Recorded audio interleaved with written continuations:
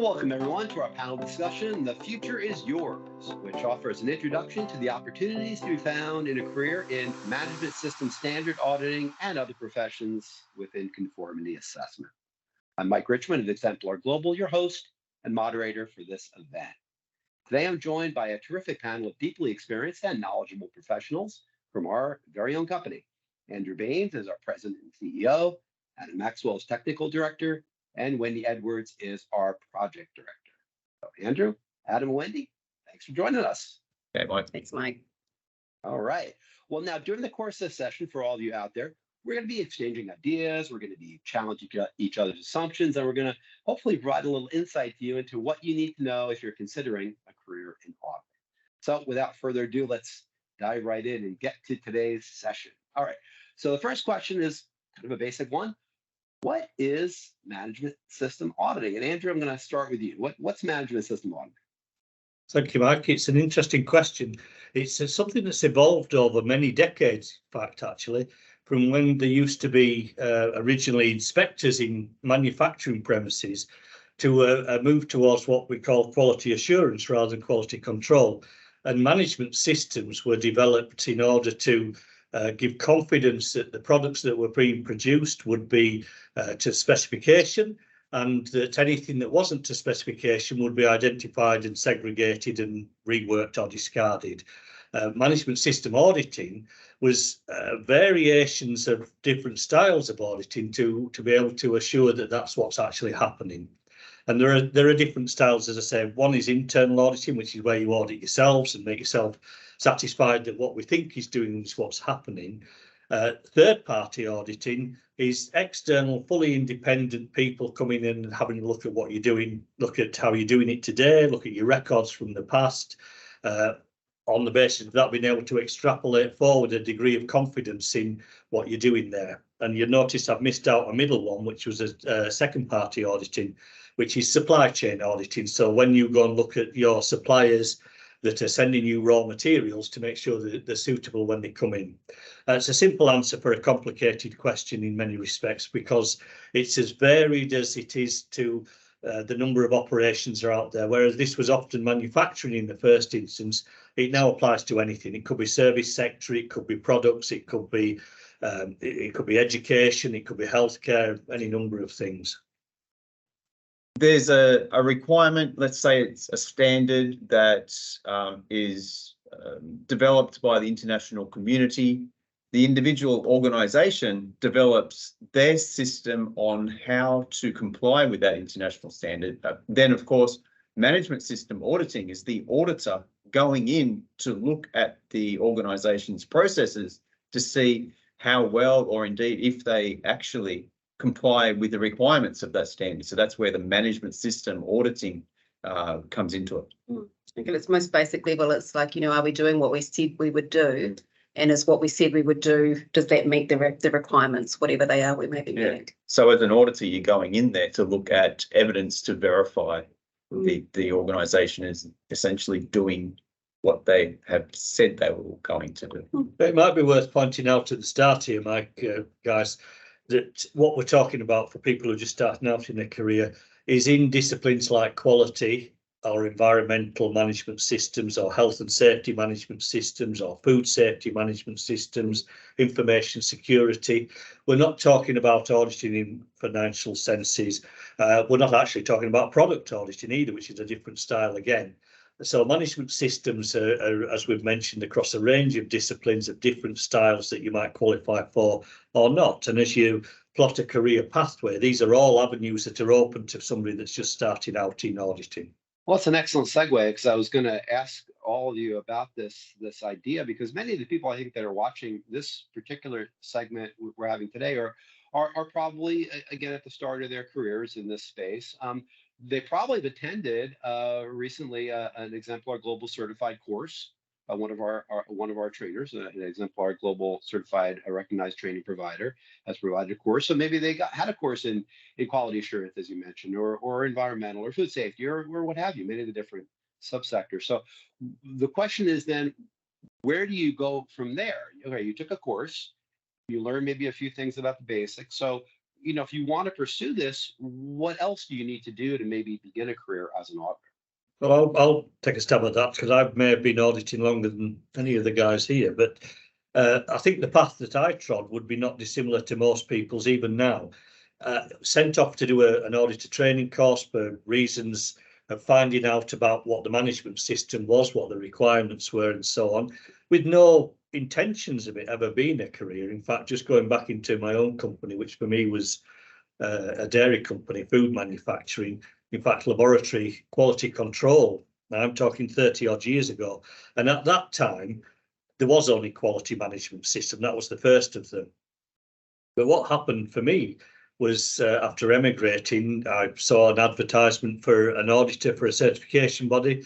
I'd been on the course, so maybe I was lucky enough to be able to go and have a go at that, and they took me on. And over the course of the career, that became more experienced in quality management system. But then along came environmental and health and safety and food safety, and you develop your career accordingly. You develop your brand, your reputation accordingly. You develop your areas of interest accordingly. And for me, it's served me 30 plus years of doing it. So the options are endless. As we start now, there are all of these options already there. Frankly, it's not just the quality that it once was. So you know, wherever your interest lies, you can probably pursue a course. And I think, like, for me, not dissimilar, but I was actually practicing implementation of the standards. So therefore, you're doing internal audits, or you need to understand what's missing so that you can implement. So the next natural step, once you've got your experience around that, is, well, then could I go and audit other places now that I understand, what sort of things are put in place or what the requirements are. Now, Wendy, might just add in here, I was auditing you back at the start, where Wendy was in fact a quality and food safety manager in a manufacturing operation. We went and audited you for the first time round, and we were at that point recruiting auditors, and you find a practitioner who's got an interest in this and is already doing some internal auditing and things like this, and these opportunities often open up like that. How did you get started, Adam? A bit of an interesting story, and like many people that find their way into this industry, it almost happened by chance. In my previous history, I'd worked for organisations in heavy industry, in food and chemicals and those sorts of things. And one of my roles in those previous lives was to look after a quality department. But I didn't have any idea about what running a quality department was like. So I had to learn on the job. And then when I joined Exemplar Global and worked for Exemplar Global for a number of years, then I found myself with the opportunity of, it's not a bad career option. I can do that. And through the building of relationships that you have within this industry, the door opened up for me to finally become an auditor in my own right. So I took that opportunity, and here I am today. So it's certainly not a career that I intended on embarking on. It's just being open to the opportunity and possibilities, and giving it a try. And I think it's been a wonderful career for me personally. And Mike, I think one of the shames of this is that story is not rare at all. We all fell into it by accident. Few of us coming out of school. In fact, I'm not sure I've ever met anybody that coming out of school planned to be an auditor and thought this is what I'd like to do. But in different ways and styles, we've all had excellent careers out of it, and I still believe there's an excellent career there for people that want to do things.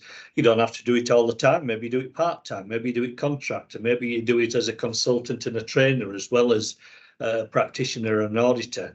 Maybe you do it domestically and stay in your own country. Maybe you stay in one industry. Maybe you travel the world. Maybe. There's so many things you could do. That how can we inspire people to see this as a potential career for themselves at an early enough stage that they can start that professional development from a stage where you can get maximum opportunity out of it.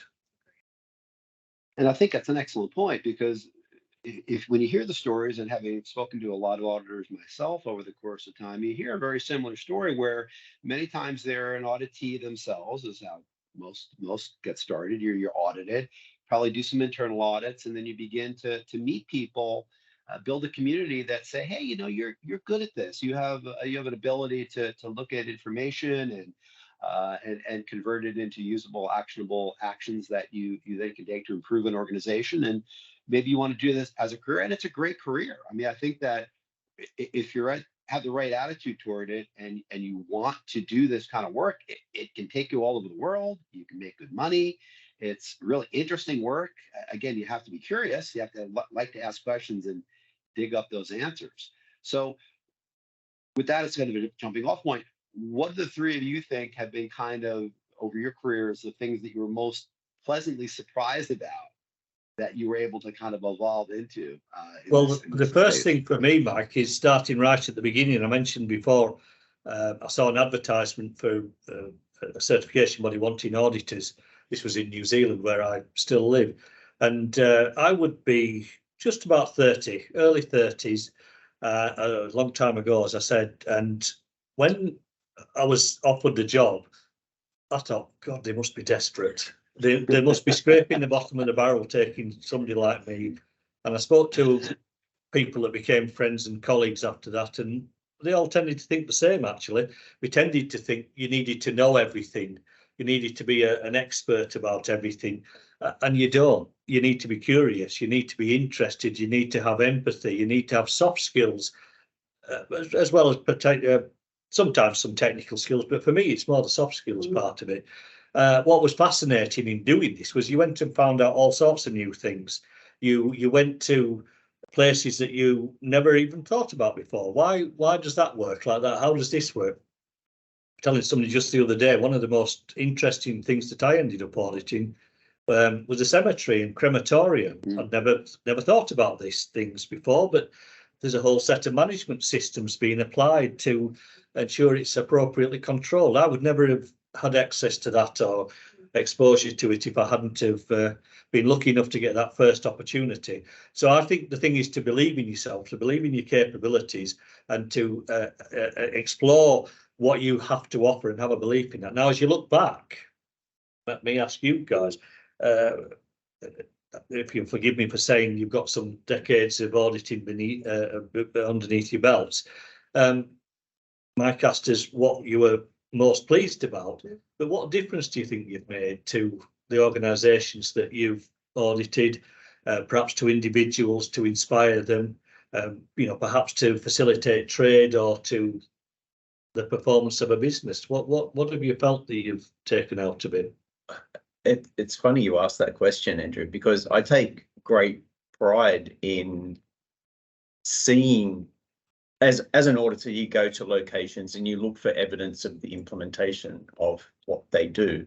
Sometimes that's construction work, sometimes that's infrastructure, that sometimes it's more one-on-one consulting type roles, and you see how they've applied those standards to whatever they're doing, whatever their role is. And you can walk past structures or stadiums or pieces of large governmental infrastructure and say, almost with a sense of pride as I walk past, I think to myself, I was involved in that. And it's not just one thing, but it's many things over a range of different categories all over the country and indeed internationally, that you have some sense of pride. Yes, you've played a small role, but it's a significant role to make sure that they're following the process that they had designed to end up with what they wanted to accomplish in the first place. So hopefully that answers the question. That I take great sense of pride in knowing that in some small way I helped, or not necessarily I didn't help, but I contributed some small part to that. I think there's occasionally some bigger things, isn't there? We've all worked as both third-party auditors for certification bodies and also as internal auditors, and indeed supply chain auditors.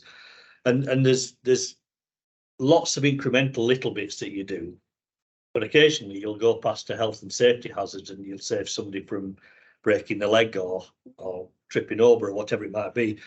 Not always as dramatic as that, but that's aggregation of all the little bits you contribute to, even if it's confidence, is also something worth having. But it also raises the point for me of the value of and the professionalism of those internal auditors who are doing it all the time, who are really making a difference. Those of us third party, we get to ride the wagon and go out and enjoy seeing things for 1 or 2 or 3 days a year and then go on to something else. But those that are doing it every day, day in, day out, sometimes in circumstances where you're the only voice in the organisation, those are the ones really making a difference. And I think for me that was the surprise, was that coming in as a third party auditor is that it may be, if they're the only internal auditor, the external auditor is sometimes the only person that really understands what they've done, how well they've done, and you can be there, so you've got their back as far as, you know, you're helping them to make sure that they've found everything they need to find. But you're also able to re-emphasize what they're doing well, and so give them that feedback from a place of knowledge. And I don't know that I really appreciated that and how valuable that was until I went back into industry and I had auditors coming in and auditing me, and it was like I used to really look forward to that because they understood what was going on, and that was always valuable feedback. One of my colleagues, one of my auditing colleagues, said to me one time, we were having dinner at night in the middle of an audit, and I was a little frustrated that perhaps they hadn't improved as much as I hoped they would from the year before or 2 or 3 years before. And he said to me, but if you think about it, you've been coming here for 2 or 3 days a year for 4 or 5 years. You've done 2 weeks work. How much difference do you think you've made in the 2 weeks, albeit spread over a period of time? And that resonated with me too. You have a chance to influence, you have a chance to inspire, you have a chance to give guidance to and support to somebody that's doing the job all the time, and what difference do they make as well? Yeah. One of the great things that I find a lot of joy in is when you do go to an organisation for that snapshot over the series of a number of years, is to see the growth in the organisation, both financially and number of people, but also in their processes. It's great when the auditee is engaged in the process, and that doesn't always happen, but it's really refreshing when it does, because they're the ones that are continuing to grow and improve, and the management system actually has some part in supporting that growth and facilitating the success of the organisation, because that's essentially what the management system does. It's there for, right? It's just, one of the things that excites me as I look forward as well as backwards is what's going to emerge in the coming years. You know, I started auditing 30 odd years ago, and it's changed so much in that time. The things we've seen, the management systems, the examples you've seen, the world that it works in has changed.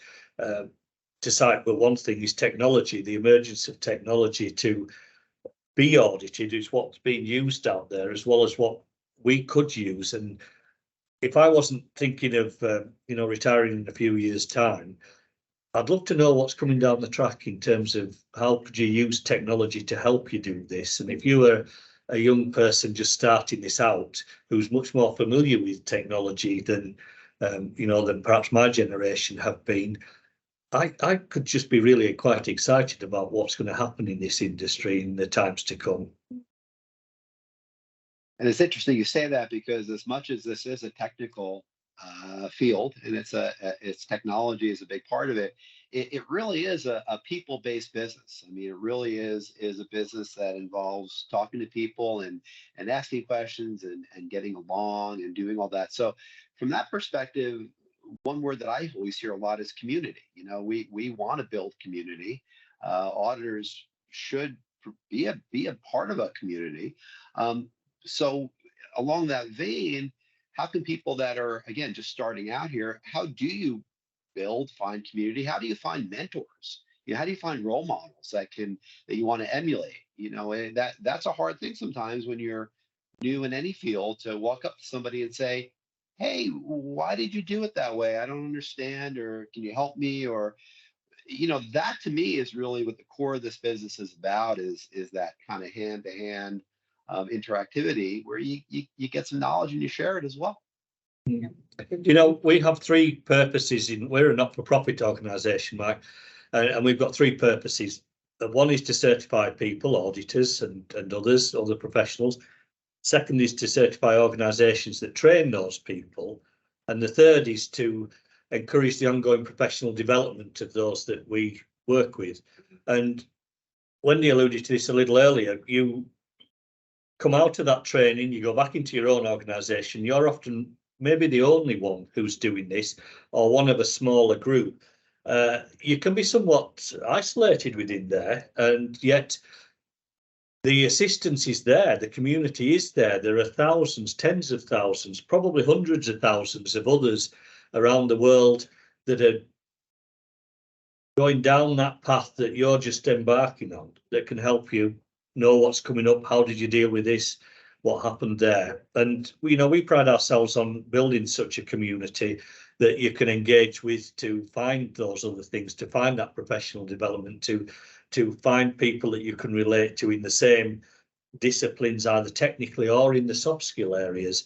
And I would encourage people to do that too, because there's nothing wrong with saying, how did you do it? What worked for you? Give me an example of that. Again, I'll tell you from my own past.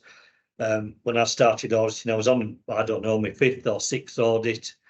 I went round and I didn't find any non-conformances, nothing. And I did the next one and I also didn't find any non-conformances. And I went back to the old guy that I was working for, a guy called Bob. I won't tell you his other name, but Bob. And I said to him, Bob, I don't think I've got the touch for this. I haven't found any non-conformances. And he said, well, that's not your job to find non-conformances. It's your job to find conformance, and you'll find plenty of that. And he says, and by the way, don't worry, because you'll find plenty tomorrow, which is exactly what happened. You go out and you found it tomorrow. So, just that word of experience was quite handy to me. I think for me as well, like that's the sense of community as the other auditors, and you do find them whether they come in or come out, and even if you move to other industries, those auditors stay people that you can ring up and talk to and ask questions of. And I think the key is you need to ask and just be a little forward and actually ringing them up and asking for clarity on things, or even just direction on where to go and find things. You set my mind going down the past here, and some years later, I was moving on to a new job. And I was leaving that organisation, and that same guy, Bob, was asked to go with me on a particular, it used to be the place you worked actually, and we were walking around the plant, going up and down. He said to me at one point, he said, who the hell knows how all this stuff works? And I said, I do. And the thing is, over the years, you'd become the one with the knowledge about it. You'd become the one that was the go-to for it, and you find your own area that's your niche, that you're interested in, that you specialise in, and very quickly you become that voice that other people go and ask about it. That's a great function of auditing, is to become that source of wisdom, that source of insight, perhaps that source of holding people to account a little bit when necessary. It's an important function for any organization, really, if you think about it. I mean, left to their own devices, things will go awry, generally speaking. And you need somebody to look at the standard and understand what the standard says, translate it into the reality of what's going on in the particular organization being audited, and then find, as you say, find the things that they're doing right and find the things that they're doing wrong. So last words of this session, I'll let you guys kind of just give a little maybe 1-minute piece of advice to those out there that again are just starting on this path, maybe considering this field. What would be your thing that you would say, listen, here's the best piece of advice I have for you as you begin to go into this field. All right, I'll start. For me, going into the field, I made a plan. Once I decided that's what I wanted to do, and then I just made sure that I created opportunities for myself to gather the experiences or the soft skills or whatever it may be, so that when I was ready to make the move, I had a good base. And the other piece of advice would be just do it. Just give it a go. Yeah, Wendy is actually a planner. I'm not a planner. I make things up as I go along. And so there's a place for both of us on the spectrum here of making your way through it all. My advice would be, do consider it as an option. Go and explore it. Go and have a look. Go and have a think about it. Come and have a look at what we are doing. You can get involved with us with no obligation, certainly no cost if you wish to do so, and just consider what's there for you.